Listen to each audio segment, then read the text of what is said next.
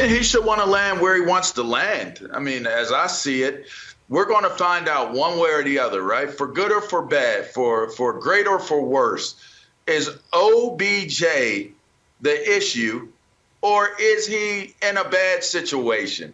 And that's the beauty of this, right? He wants to go to Seattle. If Seattle finds him, which it kind of sounds as though from the way Carroll responded to the question that he really feels good about it. I mean, if I read it correctly, and you forgot to mention Tyler Lockett with DK Metcalf. That makes 3 formidable wide receivers in a receiving core. And if Russell Wilson, who I'm a little sketchy on if he can come back and throw the ball and handle the ball, torque out of it, and throw the ball the way that he needs to after this surgery and this injury. I think that there is a lot riding. In fact, I think everything is riding on this next stop for OBJ. I don't think that OBJ gets the grace. I don't think that he gets the pass. I don't think that he gets the opportunity to blame anything or anyone else to blame OBJ's lack of production or being elite at the pro level anymore on something or somebody else. So I'm interested to see it, no matter where he ends up. But Seattle could definitely be a great landing place for him, Nick. Yeah, this has to work out for Odell. The league is going to, because of the talent and because of how good he was at his best, they're going to give him a pass on Cleveland, the whole mess of it all. They will not give him a pass on if the next stop doesn't work out. If the next stop doesn't work out, then Odell's career, it's not over, but it is in a drastically different place. He is still a blue chipper, as evidenced by the fact that we are even discussing the possibility that a team is going to, because if they claim him, they're paying him $7 million for less than 10 football games. So the fact that that is even a possibility shows the stature that he still holds in this league in some circles. Now, I understand, Wilds, why Seattle might be the perfect fit for him in this regard. They have a great quarterback. He knows they want to throw the ball. At least Russ wants to throw the ball. And he gets all his money. So if he goes unclaimed, it's $3 million shaved off. I don't need to get into the machinations of it, but that's how it's going to work out. If he goes unclaimed, then Cleveland only owes him $4 million, and then you'll see what he gets from his next place. As opposed to if he gets claimed, he gets the full $7.25.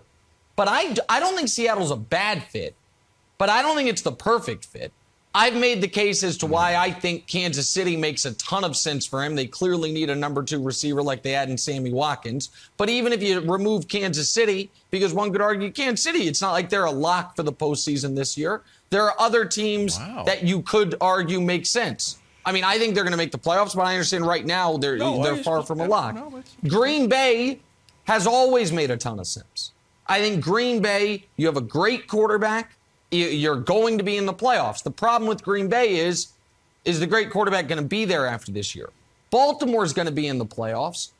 It's not really fun to be a receiver there, but you're going to be playing in big games and you would immediately become the number 1 option there. I do think Cincinnati and the Chargers at least are worth consideration. Young, quality quarterbacks, good receiving cores that you would bolster. To me, those options plus Seattle and Kansas City are all, would be your top 6 if he's free and clear to pick whomever he wants.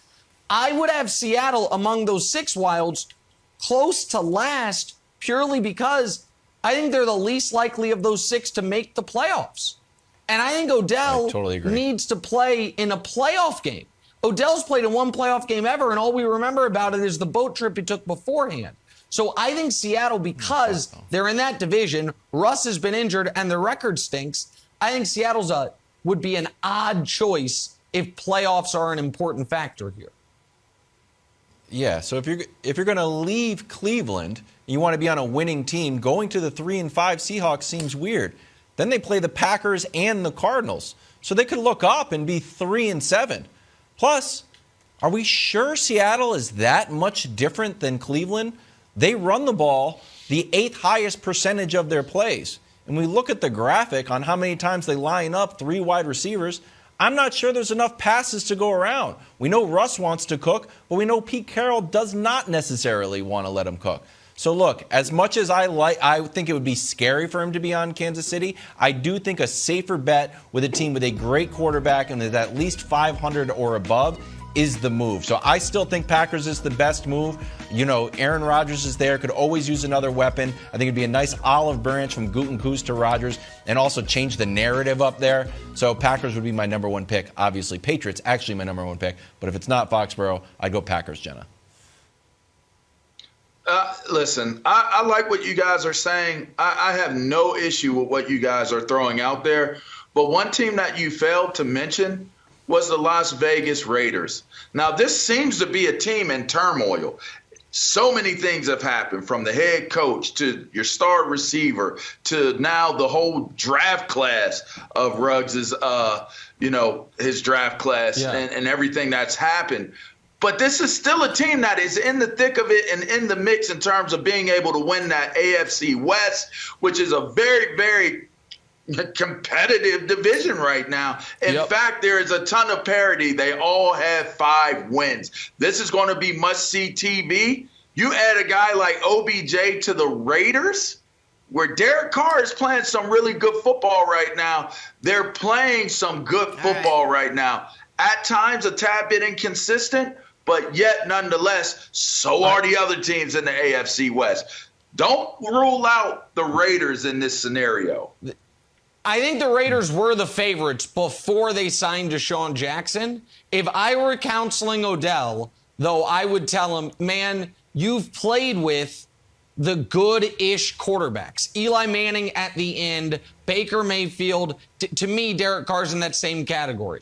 I would want, if I were Odell, to go to a great quarterback. Russ is great. Rodgers is great. Mahomes, even though Wilds thinks he's washed, is great. Herbert and Burrow could be great. I think that if I were Odell, Jenna, well, Deshaun can work with Watson, but we don't know where Deshaun he's may get injured. Oh, Deshaun Jackson. May get injured. Oh, you're saying if Deshaun Jackson you're saying the Raiders sign them both. Okay, fair enough. Yeah, sign them both. Right. Yeah.